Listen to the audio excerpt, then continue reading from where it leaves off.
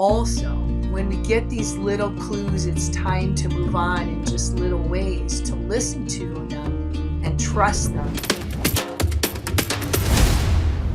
Welcome back to Finding Your Spark Again After a Loss. We'll talk today about how to know when to reinvent yourself with my guest, Nancy Candea. Nancy Candea is a life coach and yoga therapy who helps women make peace with their past, find self-acceptance, and step wholeheartedly into their purpose. Nancy, who specializes in adapting yoga therapy for trauma, addiction, and chronic pain, has led trainings and retreats in Greece, Uganda, the Dominican Republic, Jamaica, upcountry Hawaii, Detroit, and Newark, and created 2017's Social Justice Summit on the Navajo Nation in Arizona.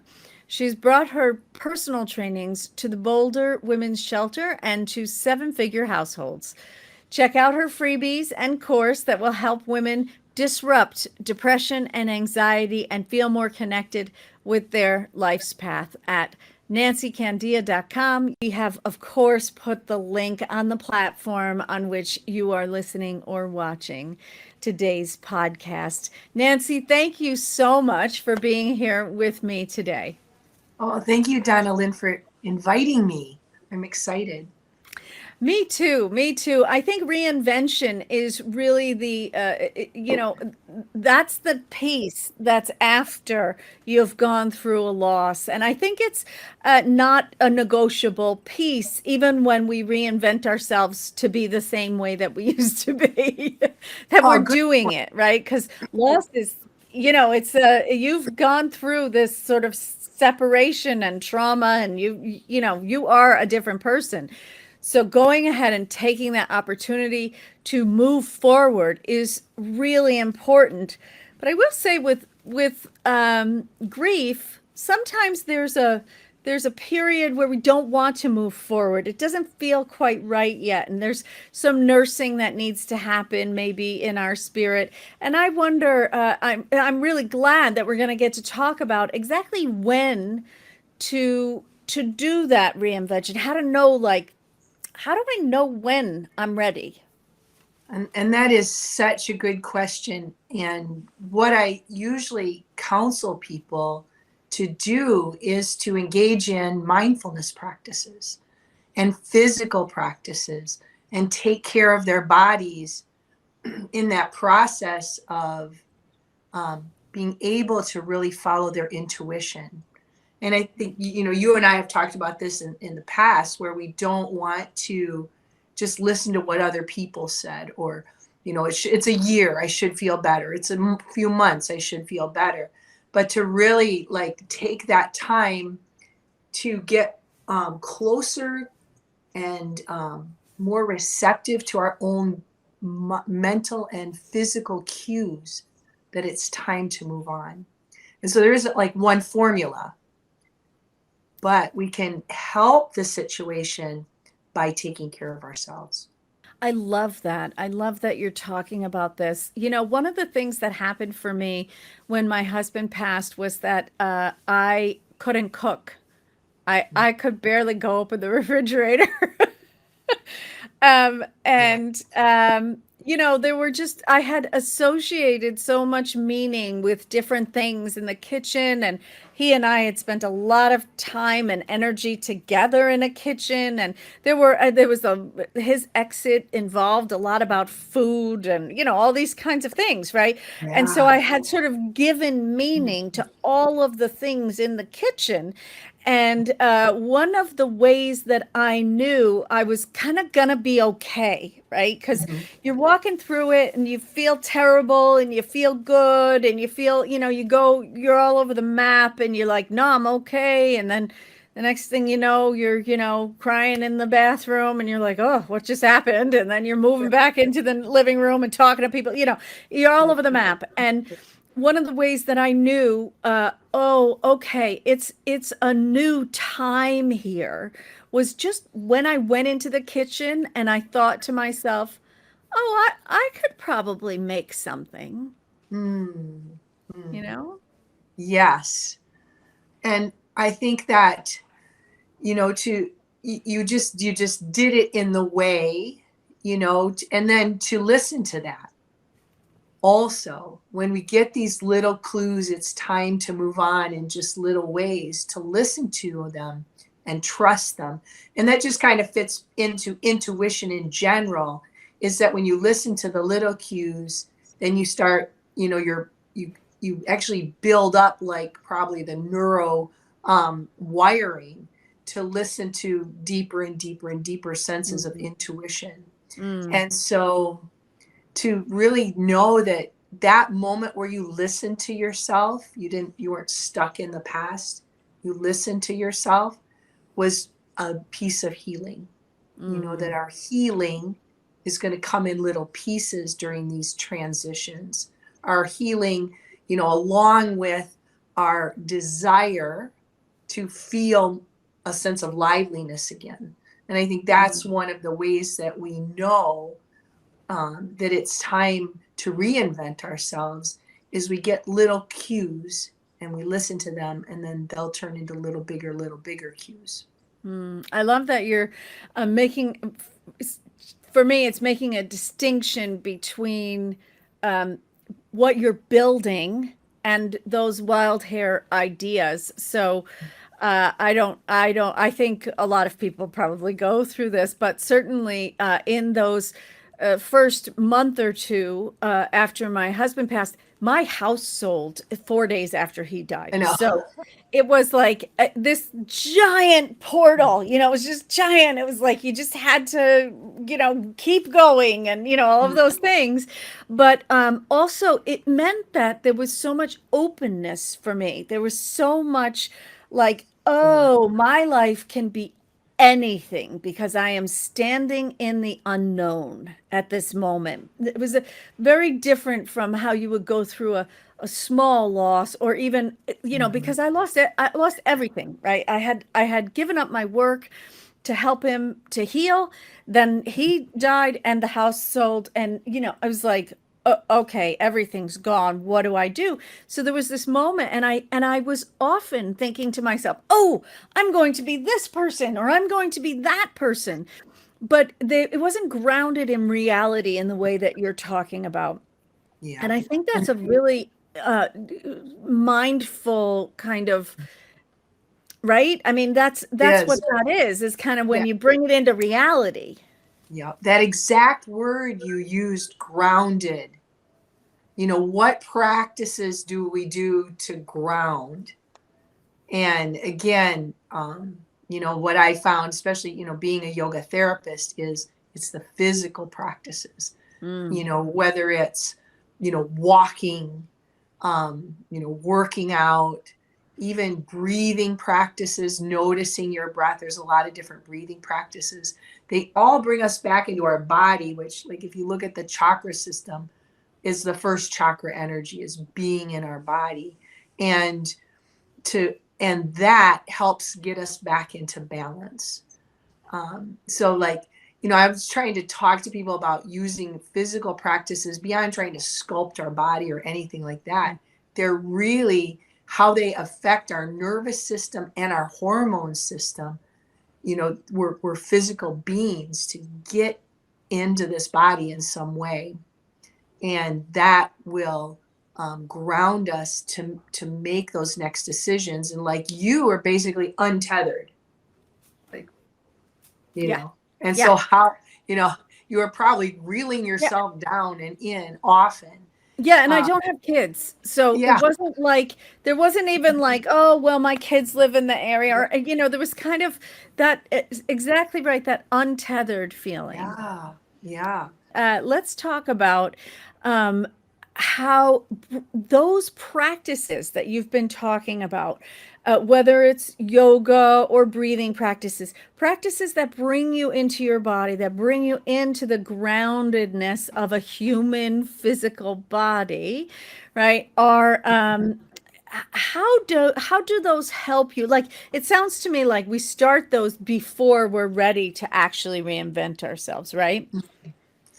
Yeah, so these kind of grounding practices that I'm talking about work and it can be any exercise, and walking in the woods, and breathing exercises if you can't like physically exercise, just noticing your breath. They work because when we work on our body, it helps with our nervous system, okay, which is how we're thinking, and with our hormone system. So our stress levels are all can be affected by physical movement and even breathing practices. We're just talking about getting physical, even if that meant counting our fingers, and feeling that. So there's, practices we use with people that, even in palliative care, to get them into their bodies because of the way it affects our brain. I Okay. love that you just did this because this is one of the tools that I use with people very Oh, often uh-huh. to do exactly that, to do the grounding and to bring you back into the moment and Yes. connected to breathing, right? So counting and Yes. breathing, Mhm. so that you can really become present. Yes. Because I think what you were talking about earlier was really that being present and then noticing how you Yeah. feel about moving on is a Yes. big piece of that knowing when, It is. right? Because those indicators are there. They're like, oh, I want to cook again. That was me, but if yours could be something else, right? Like I Yeah. want to get out of bed. Yeah. Yeah. Like, I remember when my dad passed, it was the day I realized I didn't think about him and feel sad. Like, I Mm, skipped a day, and I mm, was like, it felt different. That, we do want to notice that present moment work, and that getting into the present moment, like, is easy. Like I always say, as a yoga therapist, the skills I teach are easy. It's preparing them. It's getting people so they'll buy into those practices. mm, That is the mm. work I do. I'm a salesperson. I'm just trying to find, and some people, if you tell them the science behind why, getting grounded in the present moment, right here and right now, in this time and space, as well. And Mm, then in the next moment, in the next moment.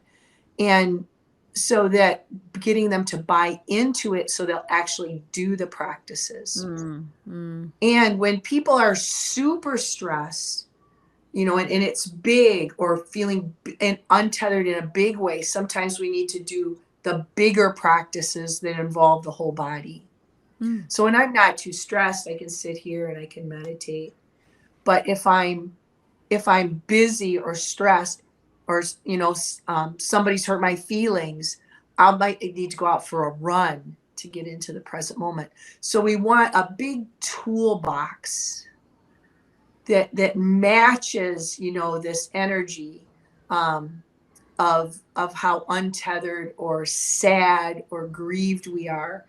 And we want to listen. And it could be too that in our grieving process of what we had to let go of, where there's a sense of tiredness, mm, and then we need to listen to that. And but that is such a tricky one, because depression and low energy is the hardest energy to get out of, because mm, of desire.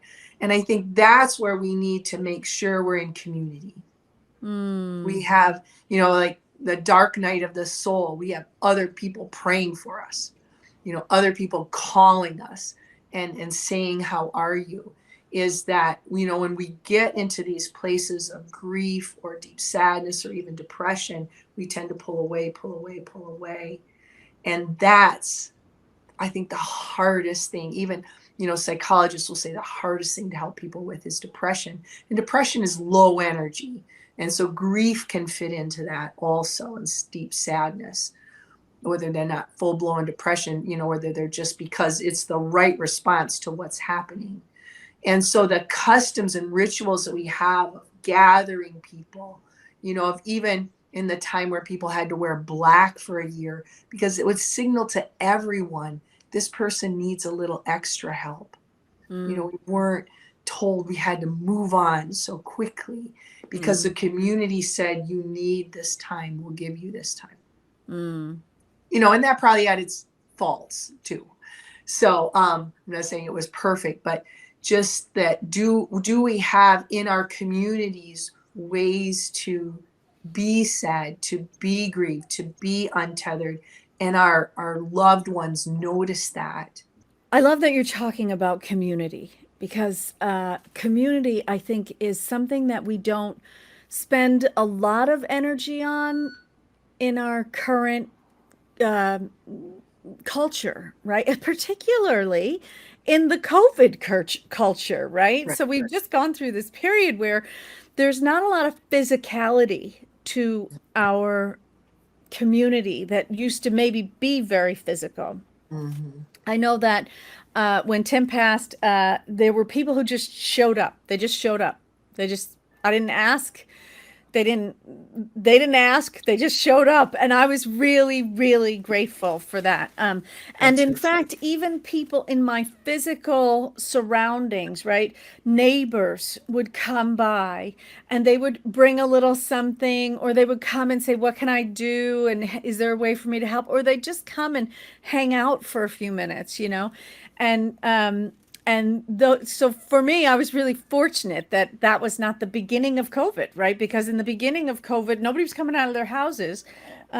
So creating and fostering that community beforehand, I think is really an important piece. But if you haven't done that, to even pick up the phone to one person that you know will make a substantial difference. Especially, I found that I didn't have to say much to people for them to know, oh, she needs more than just this moment, right? Mhm. Maybe Yeah.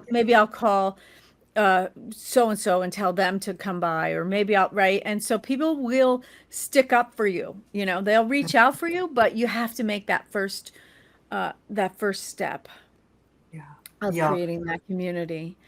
Yeah. I love that you're also talking about the sort of downward energy of loss, because Yeah. there is a lot of I'd rather just get in bed and put the covers over my head and pretend this never happened.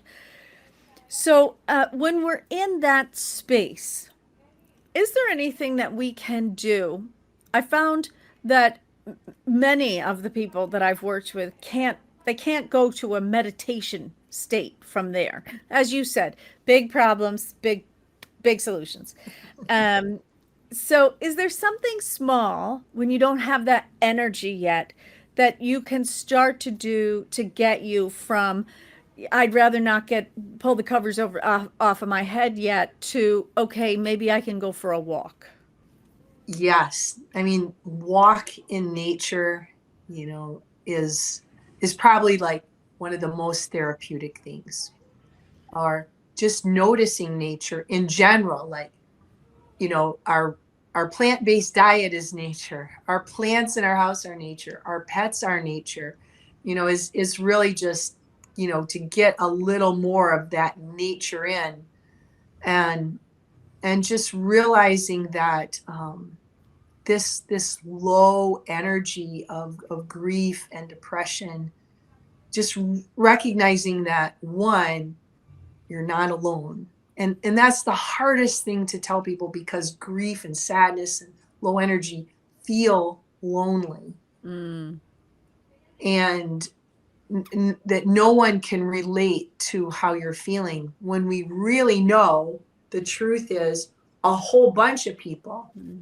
know or will know what you're feeling.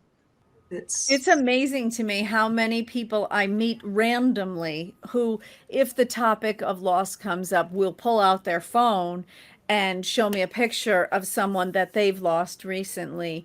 I mean, it really is a universal feeling, and not everybody's been through it, but many, many, many people who are standing next to you have been. Mhm. That's Yes. that. I think that's a really great point.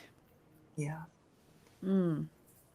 And that's why it's so, like I said before, challenging to heal. Especially if we don't have a blueprint like maybe some of the older cultures had for, how to deal with death, dying, and grieving. Mm. Yeah, I recently have started to take a real interest in how other cultures deal with this topic, and it varies drastically. I know that our listeners will get to hear a lot more about that as the episodes of the podcast go on, because that'll be a focus.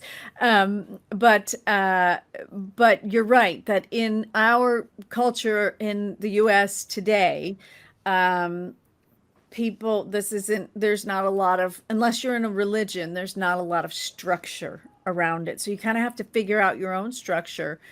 I know that when my husband died, we weren't part of a religion, and I didn't have the funeral home do things. I had been to events at a funeral home, and I was like, nah, that doesn't feel right. But planning an event in that moment of your life is super hard. It's really, really hard. So, so just being willing to say, oh, okay, I will try to participate. And thank goodness I had good community, right? I had Mhm. siblings who showed up for me. My mom showed up for me, neighbors, everybody, kind of showed up and said, like, don't forget, you're going to have some catering there. And I was like, Yeah. oh, yeah, good idea. You know, because Yeah. you're not all there. You're not all there. Yeah. So let's talk a little bit about this disrupting. I liked that in your introduction, and the idea of disrupting the depression or anxiety that you have. Can you tell us a little bit about how that would come about? What is that? How do we do that? Again, I'm going to go back to these practices, Mm. practices. And, more and more, like even, for me, I have programs that bring these practices into schools so that children are learning practices, and they're the practices of self-care. So, which is not easy in our culture. And so we disrupt a brain that's spiraling downward with things that lift our dopamine levels. Even if we're sad, we need to know things that, that it's a little sciencey. What lifts our dopamine level? It's going to be exercise. It's going to be the food we put in it, because a plant-based diet. So foods like sugar, processed foods, are are downers. Bad or overly processed oils are downers to our system in general. So we want to like stay away from those things. And the way we eat and having good digestion is helps the dopamine and serotonin, which is produced in our gut. Serotonin is a happy hormone, so is dopamine. I should have said that earlier. And like you can get serotonin from chocolate, right? And you there's different supplements you can take to help with serotonin boosting, as you can get Wait, I can just eat pharmaceuticals. chocolate? Just Yeah, teasing. yeah, and you can get also pharmaceuticals that are help with serotonin uptake. But I'd much rather, if people need those, they should take them, but to try in a more natural way first, because pharmaceuticals tend to always have side effects. Mm. So if you can, find a more natural way. So also people that meditate can, it is shown to increase the gray matter in brain, where depression, people that are depressed have less gray matter, so less functioning power Mm. in our executive functioning. Mm. So our ability to meditate, of course, you can't go there. You cannot go there.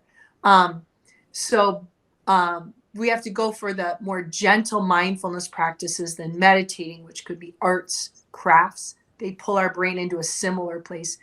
Um, Even sports, even dancing, where we just get in the present moment as we're using our body.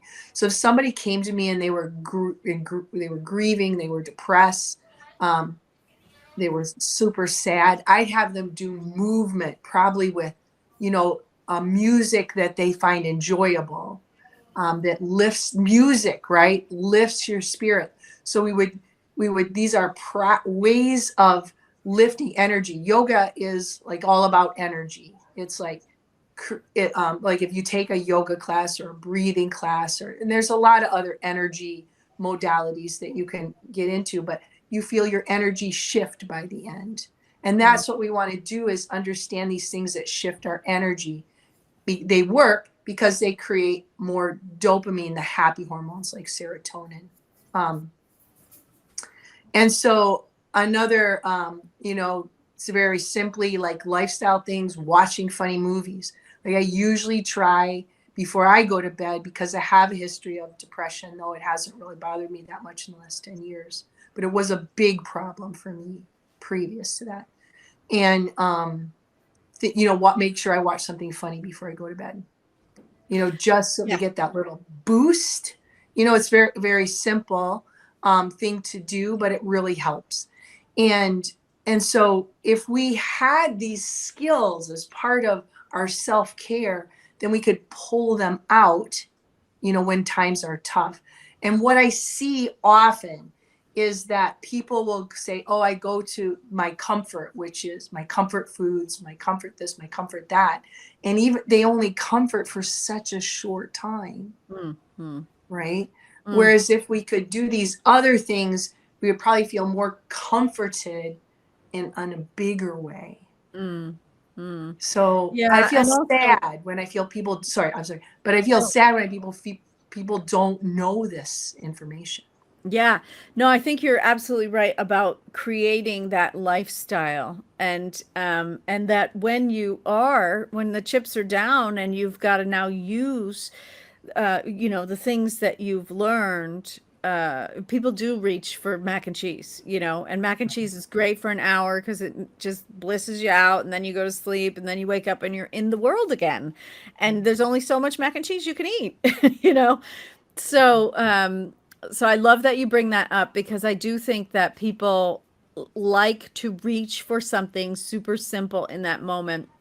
And the things that we're talking about, in a way, they're the triage, right? But if you don't move forward, whether it's after that loss or before the loss, and say, okay, I needed to dance my way into a good space in myself, but now I know how to access quiet in my mind. And I will also practice that. If we don't ever go there, then when something does happen, we really don't have any foundation. There's no, there's no real foundation to it. If all we do is go for a run every time we get anxious, fine, it's good. You solved it for the moment, but there's another step and another step that we need to take. And I think that's really when we should get involved with people like you, where we can get into a program and we can go to a class and we can learn what is the next step and the next step and the next step, so that our spiritual health is taken care of in a big picture. Yes. Yeah. Absolutely. How do you find that people move from one phase to the next phase with the work? Yes. Unfortunately, many people have such high pain tolerances. And I'm not just talking physical pain, but emotional pain, that they have to be in extreme pain to make that gesture.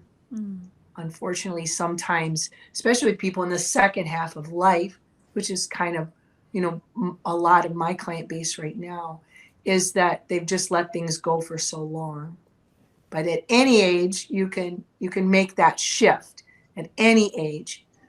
And so basically what I want people to reach out when it isn't so painful. And part of that, it's the work I do with my nonprofit, is try to get this information to people sooner, so that they have it as they're growing up. And I want, how do people make that change? Is usually they get so uncomfortable, whatever their comfort tolerance is.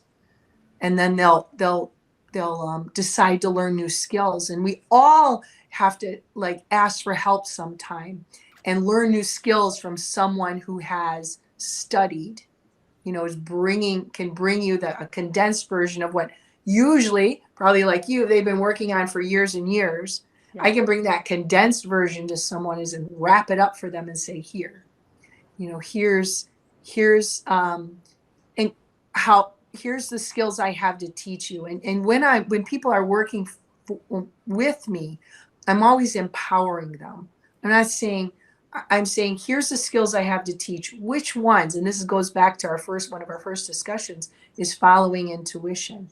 Which Mm, one do you think would help you? Which one resonates for you now? mm, And trying to empower people, which is another way to get them back into their body. Not that, yes, I am an expert, but I know that the skills I teach are as good as you'll buy into them.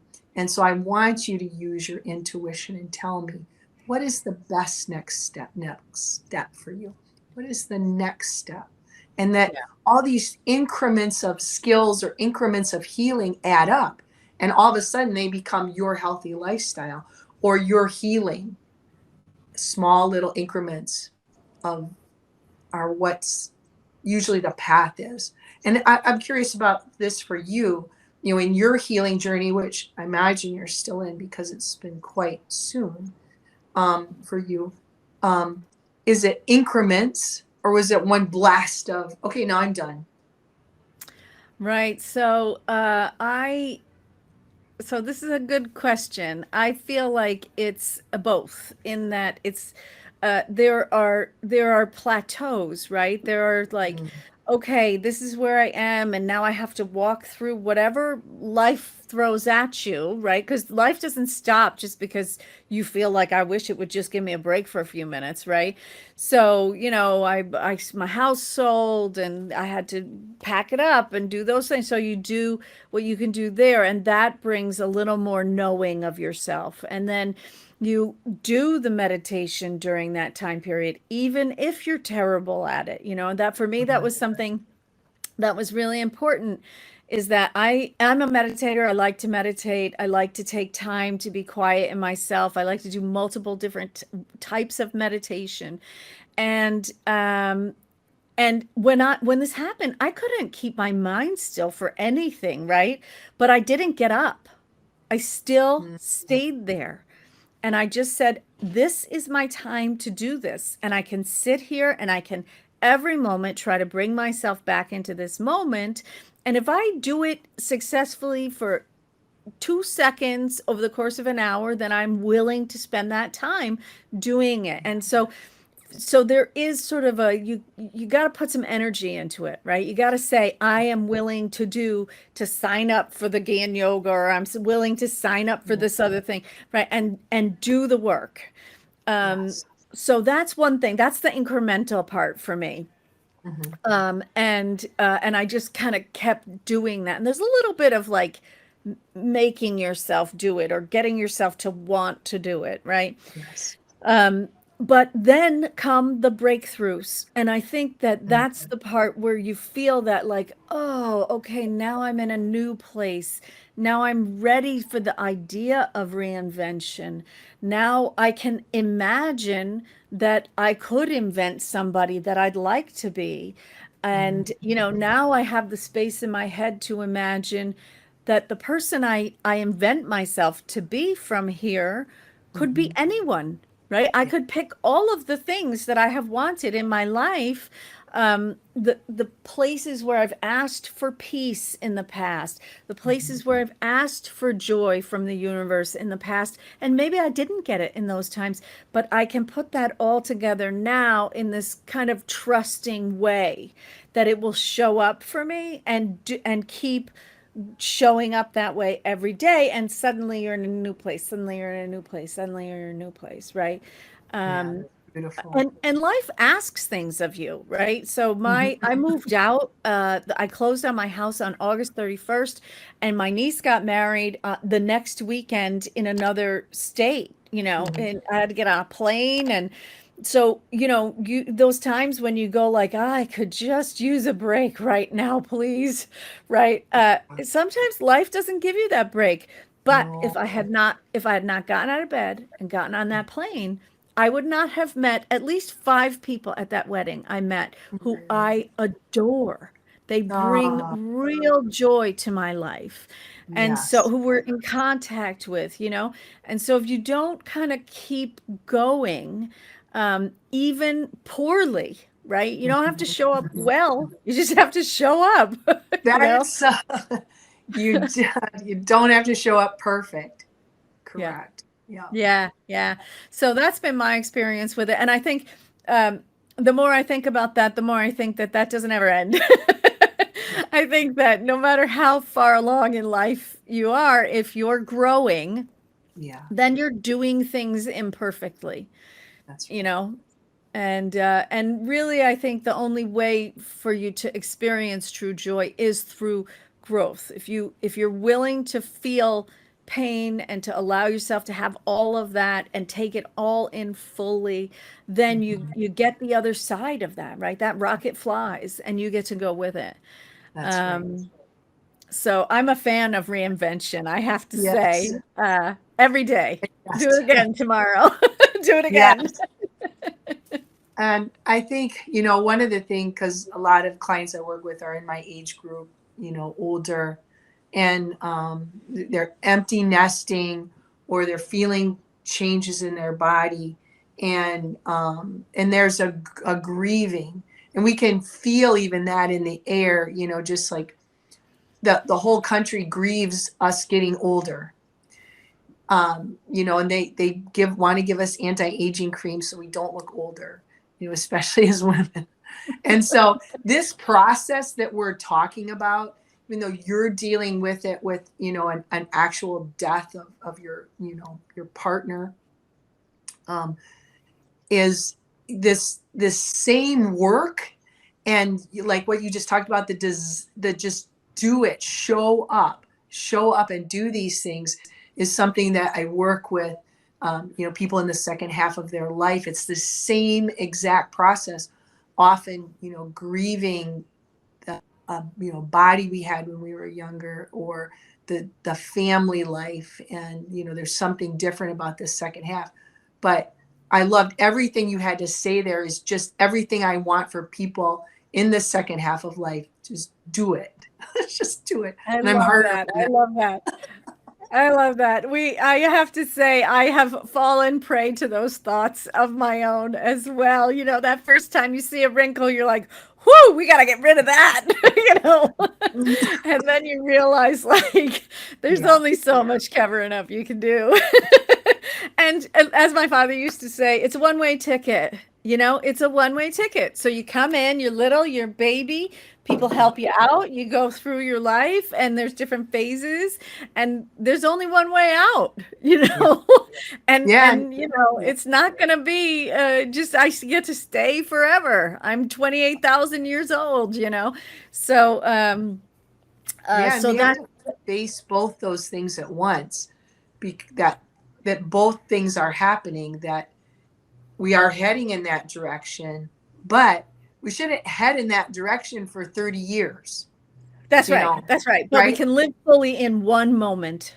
We only Exactly. need one moment to live Exactly. fully. So we might as well take this moment. You know, Yeah. when just after my husband passed, I was moving out of my house, and I often would wear this t-shirt. I had people helping me pack up the house and everything, and Yeah. they'd come every day, and they were like from Craigslist, right? They weren't like people that I knew or anything. And I would wear this t-shirt that said "Best Day Ever," and their faces were like, Yeah. what do we do with this? Like, Yeah. the widow is wearing a best day ever shirt. What are we going to do? You know? Yeah. And I thought, okay, I need to explain to them. And so over and over, I would say to them, this is the moment we have. This is Yeah. it. This is your best moment, because all the rest of them are already spent or haven't Right. happened yet. So Right. this is the one time that we are coursing life through this body. So make it good or make it not good, but you're doing it. Boy, I just think about, how you walked into this very challenging situation, for anyone, but for, a young woman, and you had that perspective already. How Mm. different is that? Yeah, Yeah. I'm so I'm fortunate that I've impressed. spent my life Yeah. studying this, right? I am so fortunate. And truthfully, when I think back and I think, why did I actually go in these directions? I've had multiple careers. I've gotten to do amazing things in this world that have nothing to do with what I'm doing right now, right? In the real world sort of sense. Yeah. But it all comes back to I grew up on loosely termed a farm. It was a lot of land, and we didn't know anything. I see. Um, but we had horses, and I can Mhm. remember that for me, my happy place was just going and hanging out with the horses. And so I would Mm, just go to the stall and just be with the horse. And that was, I understood emotional communication as yes. we all do, right? Because you come out knowing all of these things. It's just that life kind of untrains us Right. and helps us to forget that we're actually connected to something much bigger. And then, if you can remember that, I went down a few roads that were not good. And then some people said, "Hey, you're in trouble, kid," and I Yeah. had to adjust. And I think that's how life is, right? It kicks you around a little, and then you have to Yes. make some choices. Well, thank you so much for coming and Mm, talking to me today. This is such a great conversation.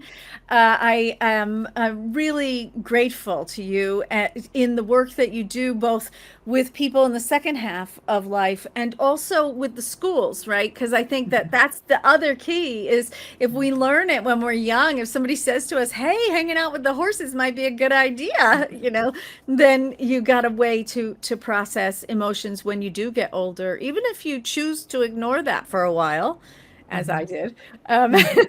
Yep. And then you got some place to come back to. So thank you so much for the work you Yeah. do in the world, And and thank you, for Donna Lynn. coming here. Thank you for Yeah, having my me. pleasure. My pleasure. So I want everybody to remember to please go to Nancy's website, which we have linked on the platform that you're listening or watching on, and to check out everything she's up to and stay in touch. Obviously, if anything that we talked about today has touched you in any way, please comment, send emails, be in conversation with us because that's the point, right? Is that we are all connected and can be here for one another. Thank you.